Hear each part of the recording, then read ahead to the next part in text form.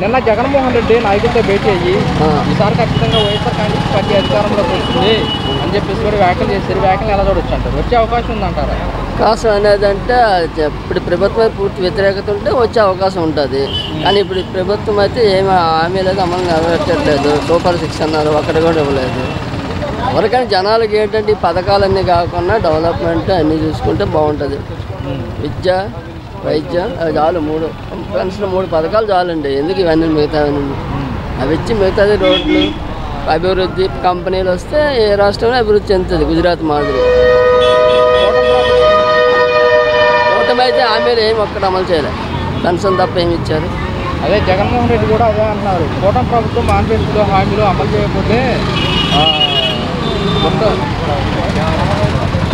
అమలు చేయకపోతే కనుక గట్టిగా అడిగే అవకాశం ఉంది అని చెప్పేసి కూడా మరి హామీలు ఇచ్చారు కాబట్టి మరి హామీలు అమలు ఎప్పుడు ఒకప్పుడైనా హామీలు అమలు చేయాలి కదా. ఊరికి ఇచ్చేస్తే సుఖమేంటి? జనాలు ఎరిపప్పలేండి. ఒకటి కదా ఒకటైనా చేయాలి. ప్రస్తుతం అయితే ఒకటే చేశారు. ఆ డబ్బులు ఏమన్నారు? డబ్బులు ఈయన సంపద సృష్టిస్తాడనే కదా ఈయనకి అధికారం ఇచ్చారు. ఆయన పాడు చేసినా ఈయనకి ఇస్తే మరి ఆయన గురించి మాట్లాడకూడదు కదా. నువ్వు నీ తెలివితేటలో పోయి నువ్వు రాష్ట్రాన్ని డెవలప్మెంట్ గాడిలో పెట్టాలి. అంతే గత ప్రభుత్వం ఇది చేసిందని ఎందుకు అన్నారు? గత ప్రభుత్వం సరిగ్గా చేయలేదనే కదా మీకు ఇచ్చారు. మీరు సమర్థులనే కదా. ఆ సమర్థత నిరూపించుకొని మీరు ఇచ్చిన హామీలు అన్నీ అమలు చేస్తే బాగుంటుంది. రాష్ట్రానికి అభివృద్ధి చేసి ముందు అభివృద్ధి పనులు తీసుకెళ్తే బాగుంటుంది ఏదైనా. అంతే తప్ప గత ప్రభుత్వం ఎలా చేసింది, అప్పులు చేసింది అంటే అప్పులు చేశారని కదా నీకు ఇచ్చారు. నువ్వు చేయాలి కదా. పథకాలు అమలు చేయకపోతే తోలు తీసే సత్తా వైఎస్ఆర్ కాంగ్రెస్ పార్టీకి ఉంది. తోలు తీయడం అనేది అమలు అవన్నీ ఉచితాలు అనేవి అన్నిటికీ పనికిరా. కొన్నే ఇవ్వాలి, అన్నీ ఉచితాలు ఇవ్వకూడదు.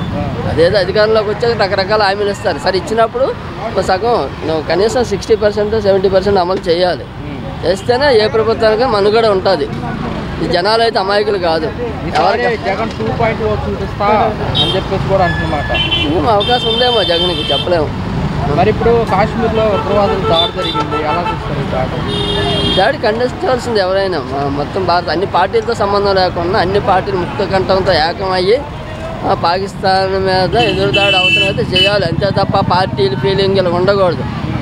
మన రాష్ట్రానికి కానీ దేశానికి నష్టమైనప్పుడు అందరూ ఒకటి అవ్వాలి. కానీ అక్కడ మళ్ళీ పార్టీలతో పెట్టండి వ్యక్తిగతం కాదు కదా. భద్రత ముఖ్యం కదా, దేశ భద్రత ముఖ్యం కదా. అక్కడికి వచ్చి మీది ఏ మతము అవే మతాలతో కూడా అదే మతం కులం ఏమి ఉండకూడదు. పార్టీలకు అతీతంగా అందరూ పోరాడారు.